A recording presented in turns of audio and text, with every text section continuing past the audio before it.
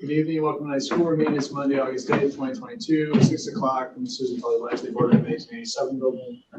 Call the meeting to order and ask Mr. Tully to call the roll, please. Mrs. Fisher. Here. Mr. Gayheart. Here. Mrs. Ingersoll. Here. Mr. Martell. Here. Mr. O'Donnell. Here. Mrs. Ray. Here. Mr. Scarrow. Here. We do have a quorum. We will continue on note, and I note that tonight's meeting is noticed for state statutes. Do we have any community participation? I see nobody here, so I'm guessing no, but let's see something to read in. No, nothing to read in. All right, we'll dispense with reading that. Go to approval of our minutes from the 25th of July. Attached to your agenda. Questions, comments? Snide remarks from the. I move to approve the minutes from July 25th, 2022 regular session school board meeting as presented. Second. It's been moved and seconded to approve the minutes of the July 25th, 2022 regular session school board meeting as presented. Roll call, vote, please. Mrs. Fisher. Yes. Mr. Gayheart. Yes. Mrs. Ingersoll. Yes. Mr. Martell. Yes. Oh, Yes. Mrs. Ray. Yes. Mr. Scarrow. Yes. Motion carried. General and other fund bills, Mr. Truon. The general other fund bills this evening cover checks number 146863 through 146959, wire transfers number 096 through 110, and ACH check number 032 through 042, and the combined amount of $515,238.70. And there's a memo with some additional information on several of the bills in your report package. Questions for Mr. Truon? I have a couple. So for the CISA 6 expenditure, it says it represents implementation of responsive literacy framework and literacy for leading. I'm not sure what that means, but could you explain, or somebody explain, what is the responsive literacy framework? I'm on the call. I can take that one. You can take that. Can you hear me, Jason? Yeah, go ahead. Sure. We have contracted with CISA 6 for, I'd say, maybe the last 6 years, and that amount has gone down each year as part of our ELA implementation. Each year focusing on a different piece of our ELA program. And so last year, for example, it was to implement our new phonics word study and language arts program. Right now, it's a much smaller amount than say 4 years ago when we were implementing our reading and writing program. It's mainly to consult with our reading coaches throughout the year, although on August 16th, we have a representative from CISA 6 doing some professional development. Right now we have, I believe, 33 elementary teachers signed up to come in on their own time to attend that one day. It's broken into a number of sessions that they can choose from. So that's what that is in regard to. Responsive literacy is just a word we use to kind of summarize our ELA program in the fact that we use a variety of tools so that we're covering both the phonics, the comprehension, the fluency development, and all of those things. Responsive is to, individually we assess each child's progress 3 to 4 times a year. So it's responsive to where they're at and what they need. Awesome. I didn't realize it was related to the ELA program, so just wanted to understand what that was. No, I'm happy to clarify. It's a great question. My other question, I noticed that there was some funds for crisis prevention instruction training. Just who is being trained and what kinds of situations are they being trained on? I think it's the nonviolent crisis intervention training, and I have like And it actually kind of goes along with what we're going to discuss in a little bit. Okay. But, as far as who's being trained, this year it was a little more because we are paying for Sarah Traxel, the program support teacher, to be trained as a trainer. Okay. Previously, I believe the school sites in the district did all the training. And it was kind of the consensus of the school psychs that a couple of them wanted to go away from that. So currently Chris Classimo is a trainer, Sarah Traxel will be a trainer. And actually the new person we just hired for the behavior specialist role is coming in as a certified trainer. So then our district will have 3 certified trainers. Awesome. Then they can train everybody else. Got it. And basically they're training in de-escalation, verbal intervention, safe Okay. holds if Okay. needed, things like that, personal safety. Okay, And we train all of our special. great. Awesome. Thank you. Other questions? Hearing none. Motion. I move to approve the general and other fund bills of August 8th, 2022, check numbers 146863 to 146959, wire numbers 096 to 110, and ACH numbers 032 to 042 in a combined amount of $515,238.70 as presented. Is there a second? I'll second. So moving to second to approve the general and other fund bills of August 8th, 2022, checks number 146863 to 146959, wire numbers 096 to 110, and ACH check numbers 032 to 042 in a combined amount of $515,238.70 as presented. Mrs. Fisher, Yes. Mr. Gayheart, Yes. Mrs. Ingersoll, Yes. Mr. Martelli, yes, Yes, Mrs. Ray, Yes. Mr. Scarrow. Yes. motion carried. Report and discussion items, the fiscal year.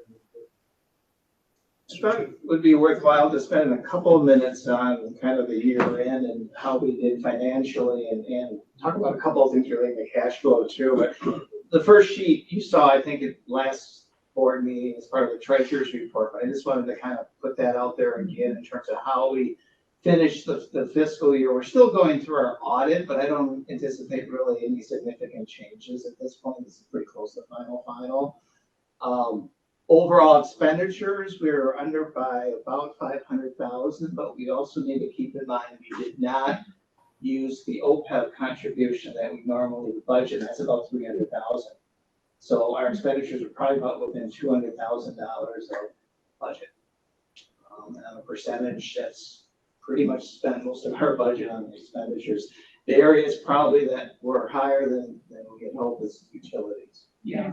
Yeah.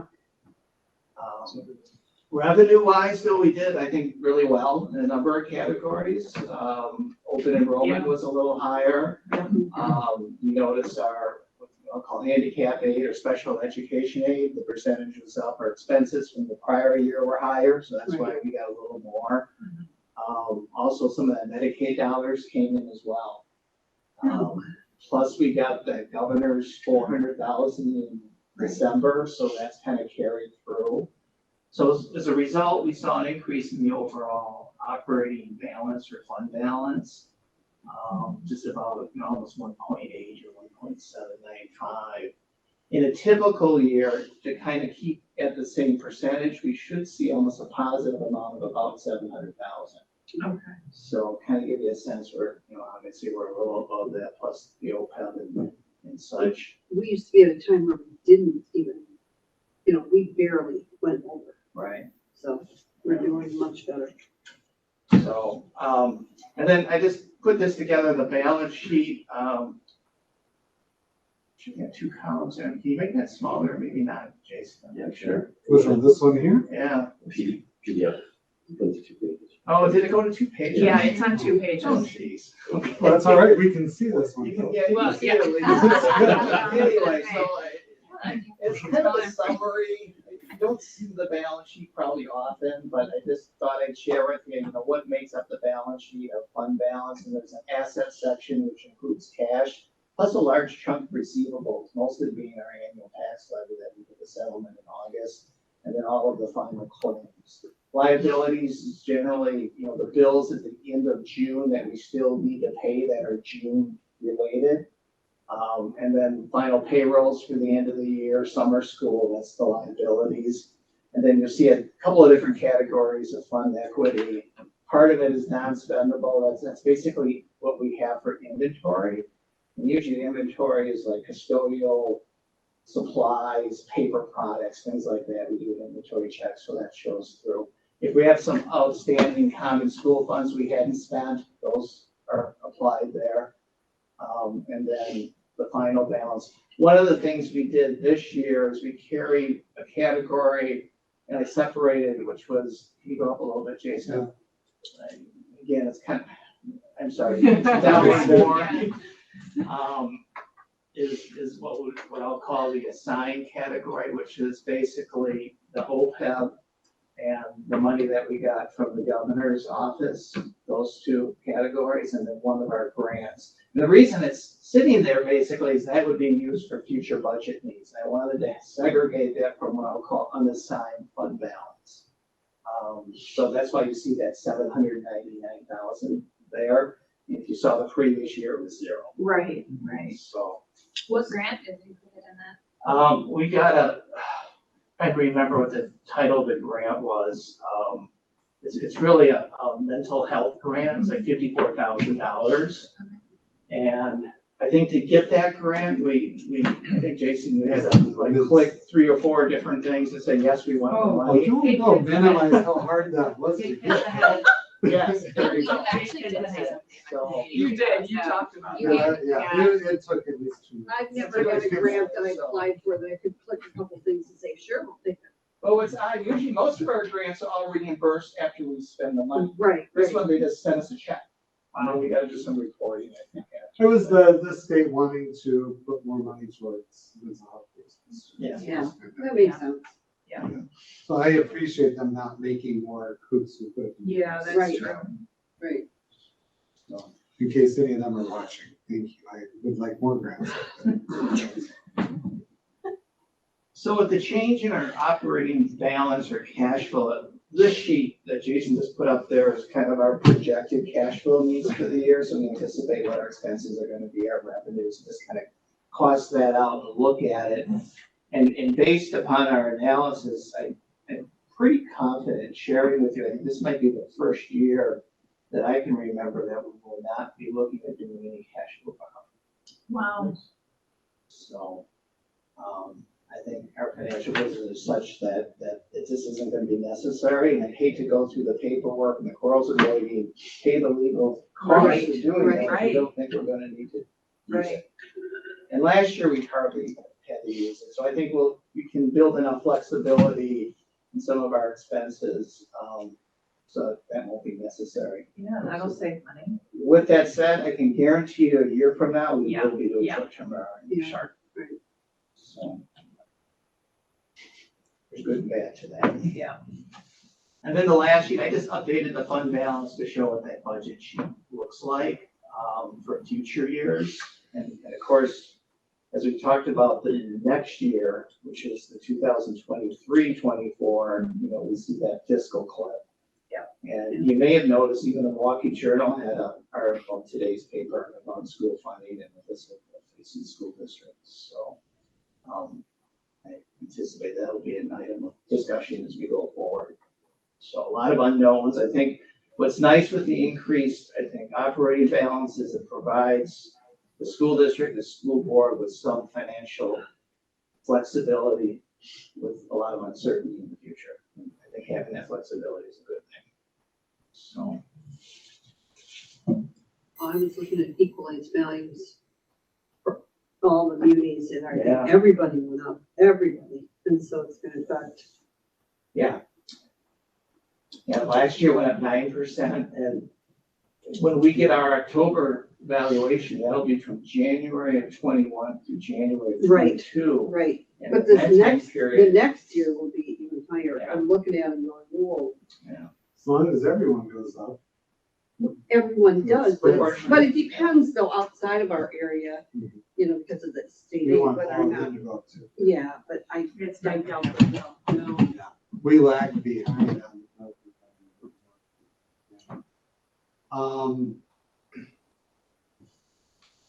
I was gonna mention something, yeah, and this was something in looking at this and this projected budget.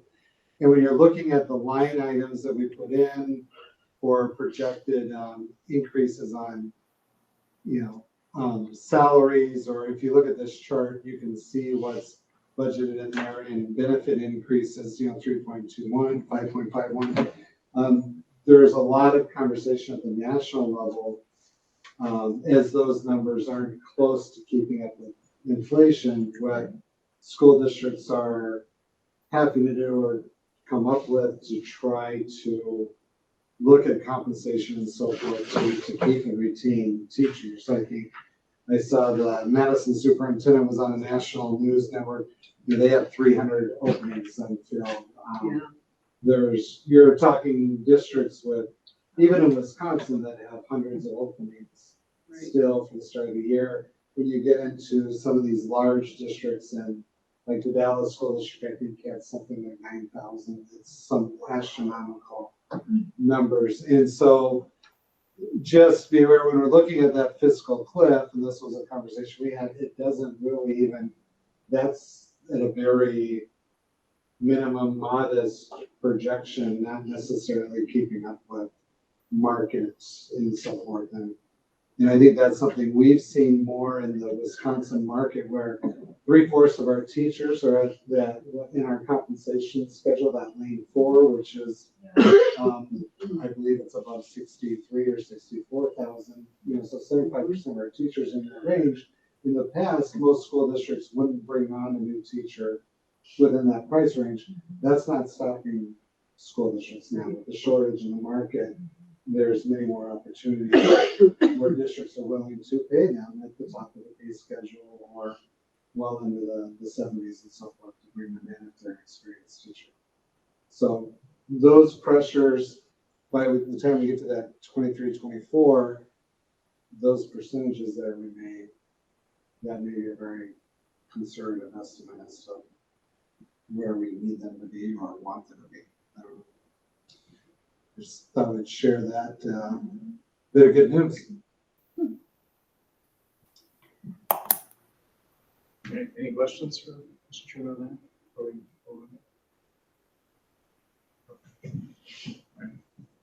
Go on to seclusion restraint. Good.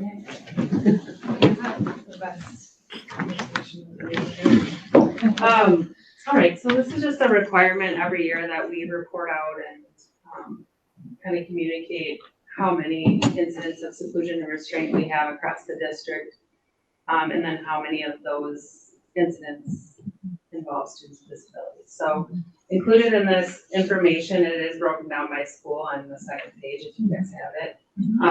Also included in this is Lakeland and Genesee Lake School. So we have students at both of those locations. I look at this and I mean, I take it pretty seriously, and I went to Jason right away when I looked at it. And I think it's something that we as a district, it's one of those balancing acts. Like, it's something to be taken very seriously because it shouldn't be taken lightly. We should be using this as a very last resort. If we're noticing patterns, in certain locations, we should be addressing that proactively and not, using this as a means to an end. So, it's something that we're going to be constantly tracking, looking at how can we improve, our programming so that we're not ending up in situations like this. But the reality is at the end of the day too, we have an obligation to safety for all, students with disabilities and those without. So sometimes, it is utilized. Parents are always communicated the same day. It's documented. There's extensive reports filled out about it. But these are our numbers that we are currently looking at. I did do a look back just out of curiosity, like what it was like over the last several years. And we aren't, like last year was low, but really we are lower than we were, for the last 3-4 years before that. So Yeah, I was gonna say, I thought trending the down. numbers felt like they were pretty similar to prior years. Yep, it was like 150, 150, 240, and then there was like a 117 year, I think. And then Okay. last year was like 85, so it dropped. Okay, And that may have been due to. Yeah. COVID. Yeah, maybe. But just wanted you to have that information as we're required to not only report it, but just know, what we're working on. At least it's not on an upward trend. Right. And one thing we're looking at for this year is to kind of have more of a process and do a better job, I would say, of the what happens after an incident in terms of team debriefing and identifying patterns and what are we going to do different next time. we're gonna try to put in a little bit more of a process there with a little bit more accountability so that we, again, are looking at how do we change this behavior so we don't end in this situation again tomorrow or the next day. Yeah. So that's something that Sarah Traxel is gonna lead, and help with across the sites, but does anybody have any questions about how we're utilizing that or? Well, I think the one number that stood out for me though was West Side. Yep.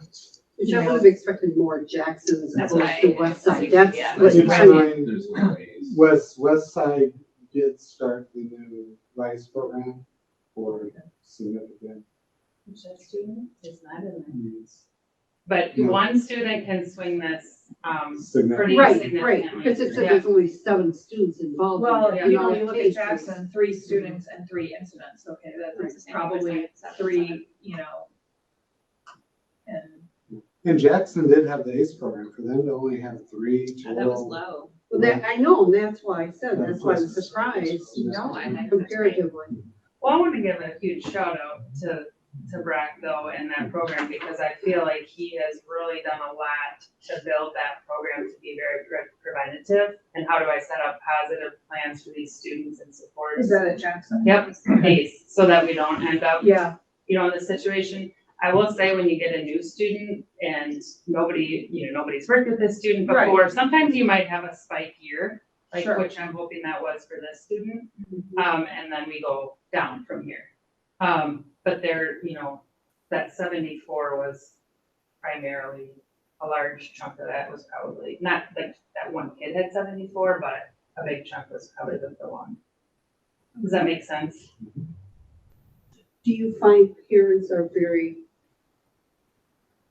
I don't want to say cooperative, but involved in wanting things to get better Yes, for the most part? yes.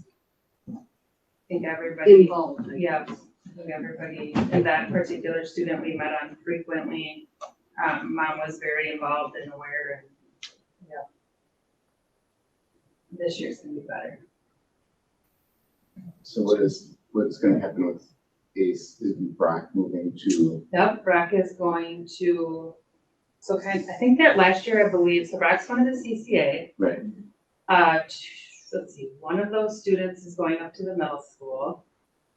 And then there's gonna be, one was a tuition student who's no longer coming, and then there's 2 that are still in the upper elementary, and then there's 2 in the lower elementary that we were talking about potentially shifting to other caseloads, because all of them are doing very well, being fully included, which is amazing.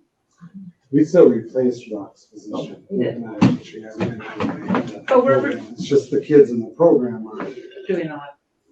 Now, we could get a new kid next week. Needs a lot of service. It would be 3 guys. But what we are trying to do with that program is restructure it slightly so that it is a behavior specialist that would be able to travel to all the elementary. So for example, West Side might be struggling with this student. Our plan to start the year is to have her over there every day, helping to get programming in place for this little child to get the year going. And then we'll hopefully get off on that right foot so that we can have each of these buildings having that same capacity to meet the needs of the students. Does that make sense? Any other questions for anyone? It's interesting. Thank you.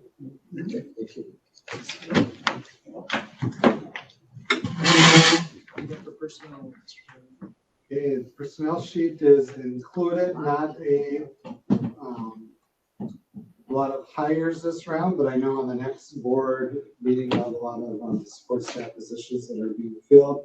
We want to thank Nancy Seller for her service as a middle school cook. Beth Ivy is a support teacher over at Options. Andrea Larson, Cody Schilling, Michelle Ozlinski, Chelsea Stoneworth, Alexandra Loper, Jennifer Salter, Nancy White, Melissa DeFazio. Well, we want to thank all of them up to Nancy White for their service to the school district. I know many of them, you've got copies of their letters. They all have very good pursuits that they're pursuing. I wish them the best and well in their new positions or new opportunities.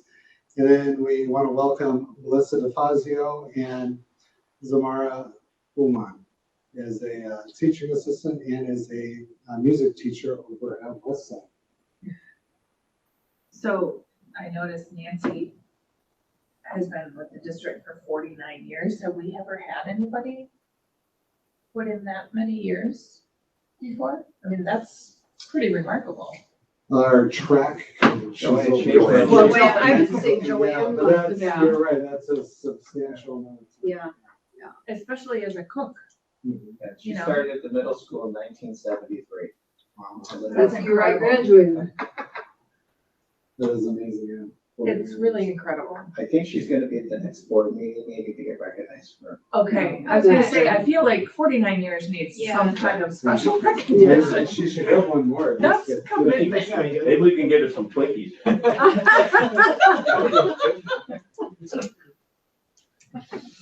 Yeah, I'm in the story.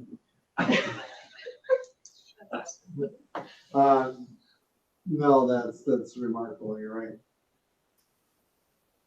Any other questions on the, You just don't see that anymore. No, you don't. Any questions? Looking for a motion.